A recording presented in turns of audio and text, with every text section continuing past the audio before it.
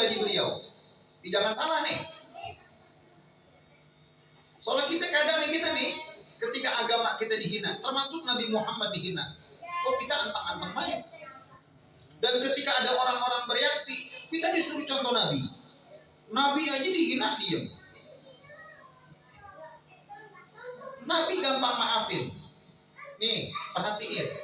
Nabi mudah memaafkan kalau kesalahannya kepada hak pribadi beliau. Terus gimana kalau Allah yang dihina?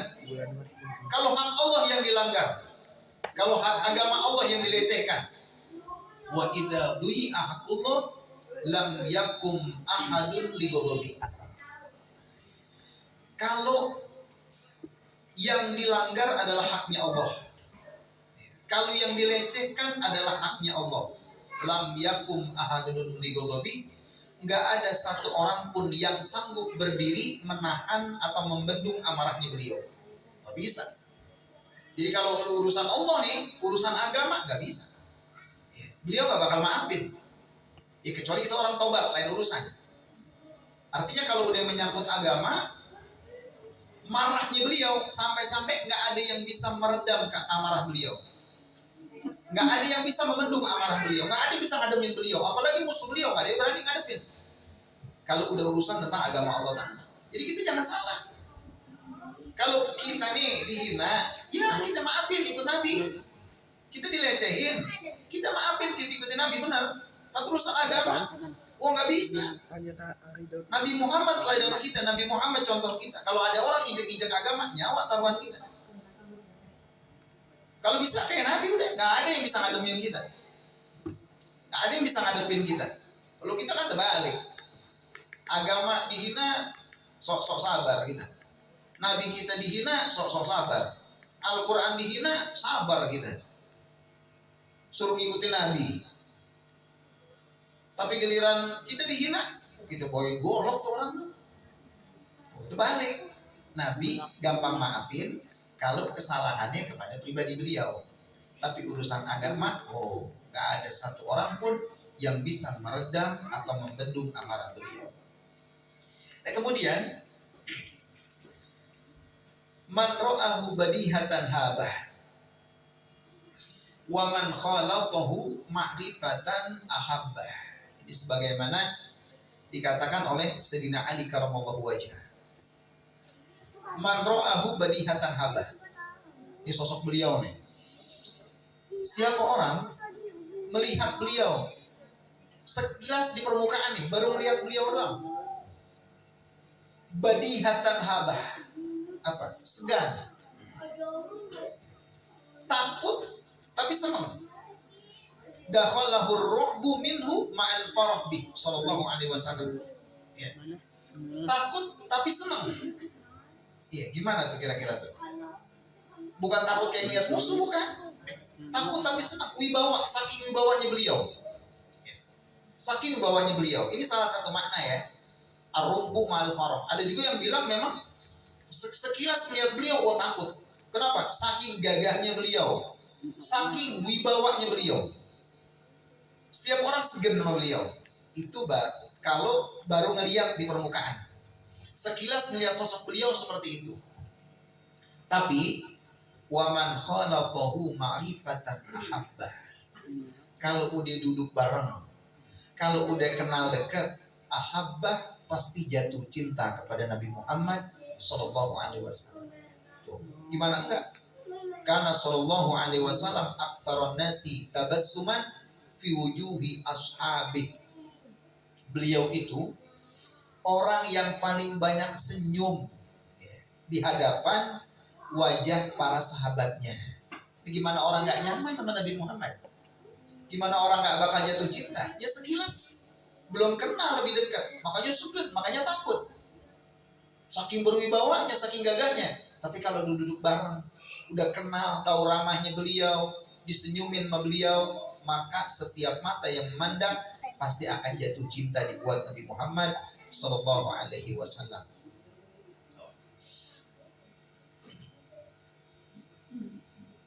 Bahkan dikatakan bahwa pernah ada seorang laki-laki datang nemuin beliau, fa'asabathu min haibatihi ra'da.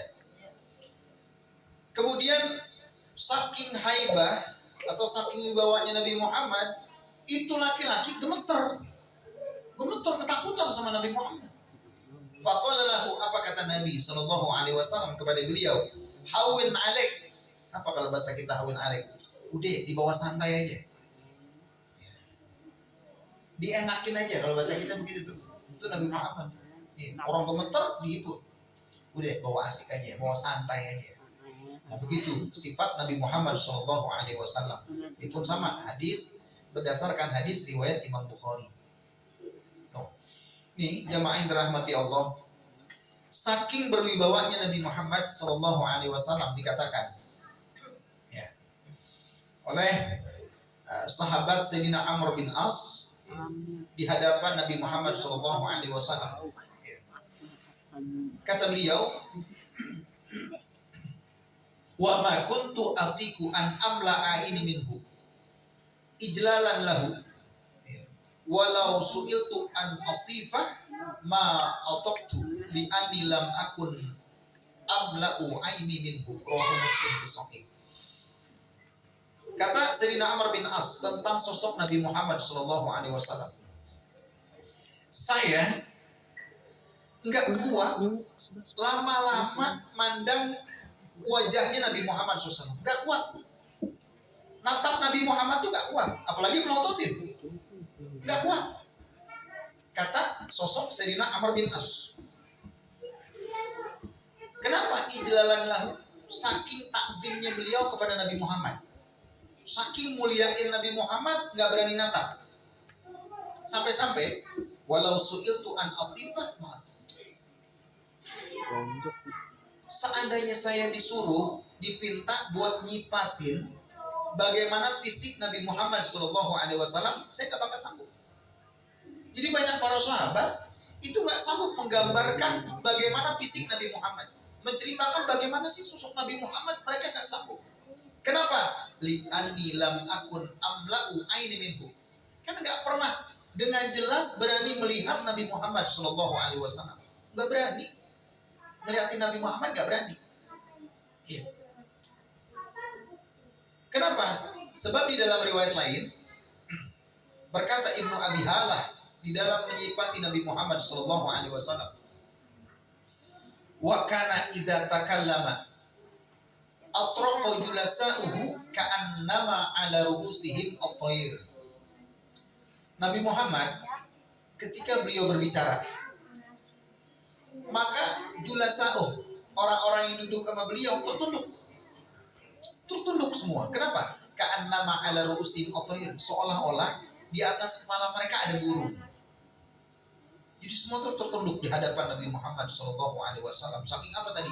Saking haibahnya, saking berwibawanya. Nah kemudian ya kita sedapatnya aja deh ya, walaupun gak kelar. Pokoknya adzan isya kelar deh. Wa idza da'ahul miskinu ajabah. Beliau ketika diundang orang miskin, ya ajabah, ya, beliau pasti datang untuk memenuhi undangan tersebut. Ya. Bahkan di dalam riwayat lain dikatakan, karena Rasulullah Shallallahu Alaihi Wasallam yujibu dakwatal abdi.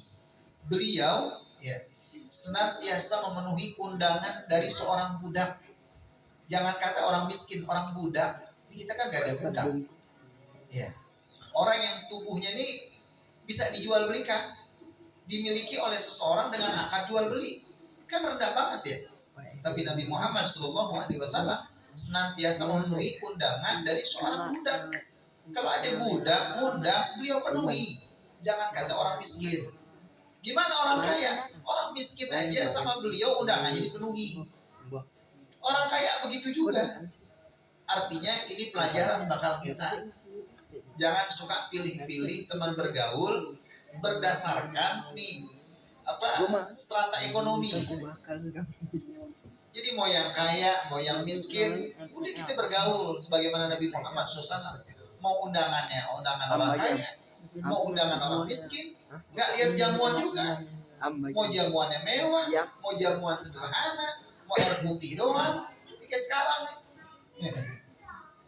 Tetap kita penuhi undangan dari siapapun sebagaimana Nabi Muhammad Shallallahu Alaihi Wasallam.